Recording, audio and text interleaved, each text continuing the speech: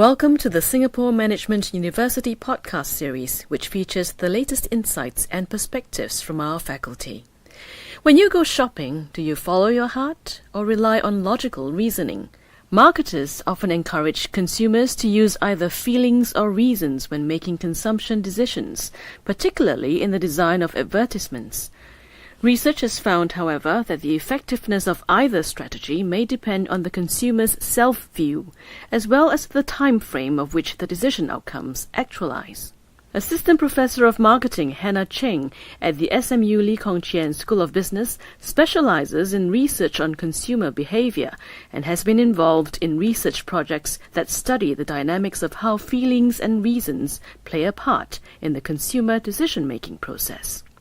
In this podcast, she shares her insights into this subject matter and also discusses the implications and practical applications for individual consumers and for companies targeting Asian consumers vis-à-vis consumers in the West.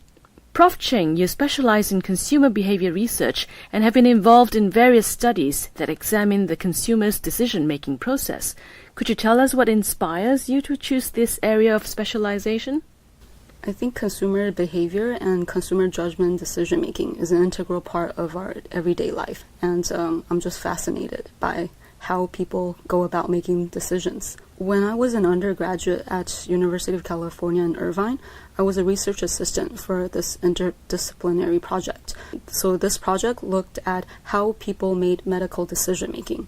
And I was really fascinated by the fact that even in medical decision-making, a lot of people relied on their feelings when they make decisions rather than their logical assessments and logics. And later on, because my observation, I decided to pursue this area of research further. So I went to Columbia University to pursue a PhD in marketing to better understand how people make judgments in decision making, especially in how and when do people rely on feelings versus reasons in making judgments and decisions. Tell us about your research. What are the key factors influencing the consumer decision-making process? Two of my recent projects look at when do people rely on feelings and their emotional responses compared to logical assessments and reasons in making judgments and decisions. So in one project with my collaborator at Columbia University, Michelle Pham, we looked at how and when do the actualization of decision outcomes affect people's reliance on feelings versus reasons in making judgments and decisions. In another project I have with Jae-Won Hong, who's now at HKUST in Hong Kong, we looked at how self-control affect people's reliance on feelings versus reasons. And research has shown that there are two types of self-control. One is called interdependent self-control, which is when people view themselves as connected to the social environment around them. The second type of self-control is called independent self-control, which is when people see themselves as unique individuals, defined by their own unique internal attributes. Independent self-controls tend to promote people to see themselves as more disconnected from their social environment. And what we found was that when people tend to be characterized by independent self-control, they're more likely to rely on feelings when they make decisions. Whereas when people are characterized by interdependent self-controls, they're more likely to rely on logical assessments when they make decisions. How do we interpret these findings in the cultural context? Research has found that Asian consumers tend to be more characterized by interdependent self-controls, and Western counterparts are more likely to be characterized by independent self-control.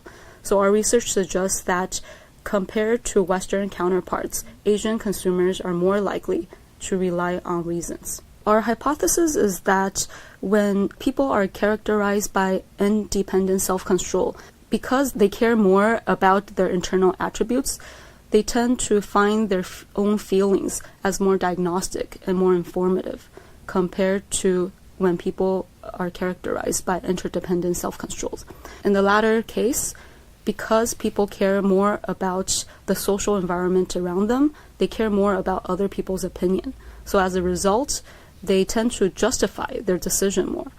They care more about reasons that they can tell others in the case that they made a bad decision and need to explain to other people why they made the decisions that they did.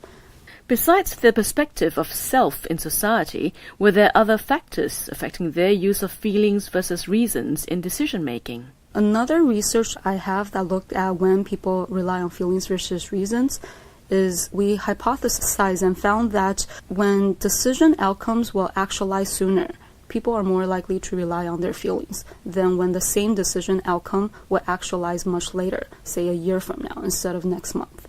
So in one of our studies, we recruited a group of undergraduate participants, and they were all college juniors and seniors. So we divided them into 4 groups.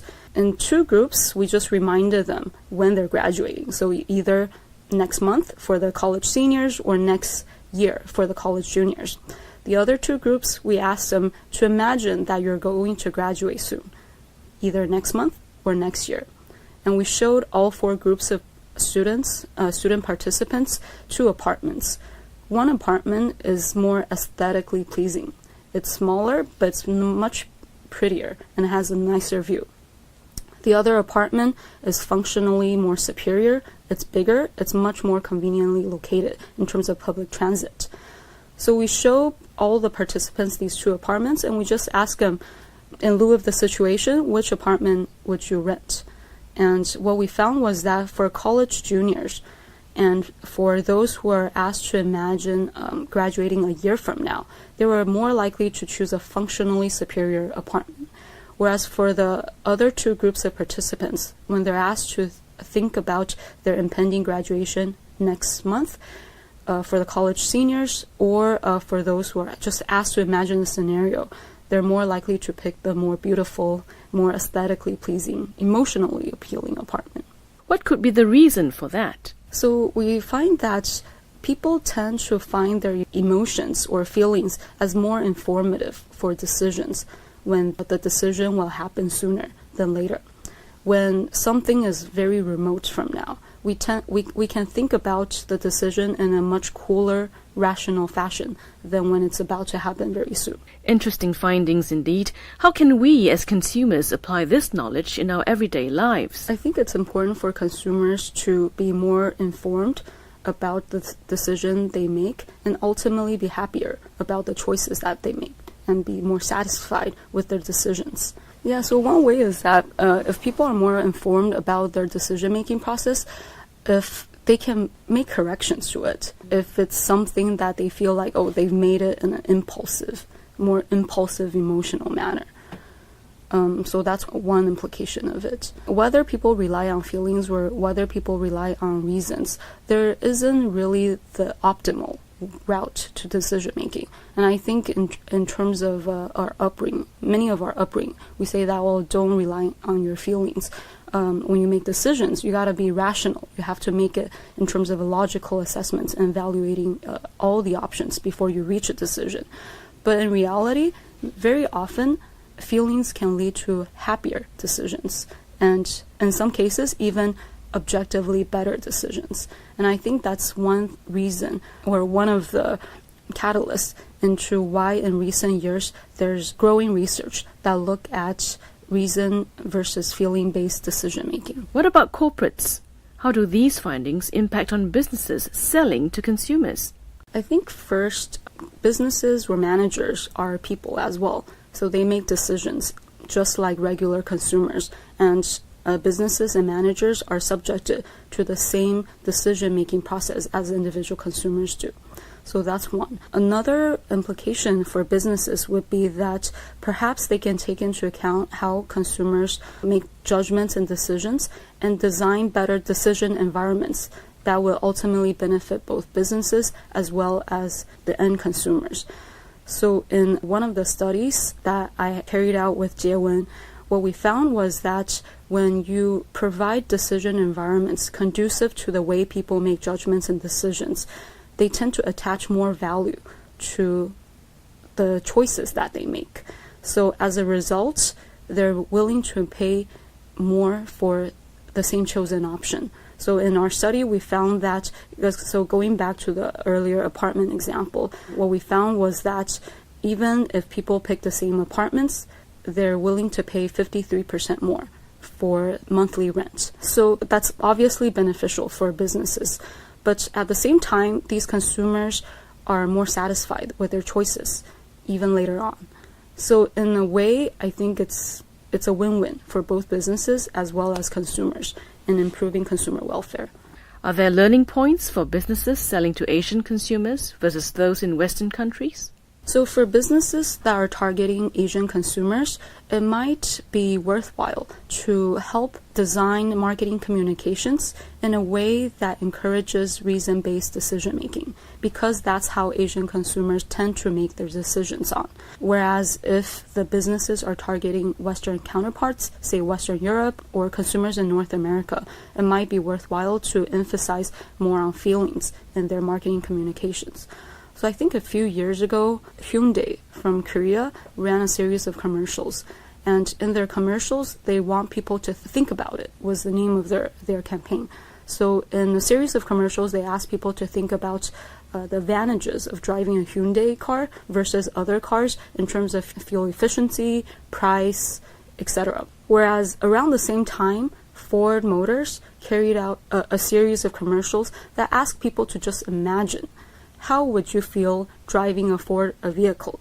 So you can see that companies actually do encourage people to either rely on feelings or reasons when in their ads or marketing communications.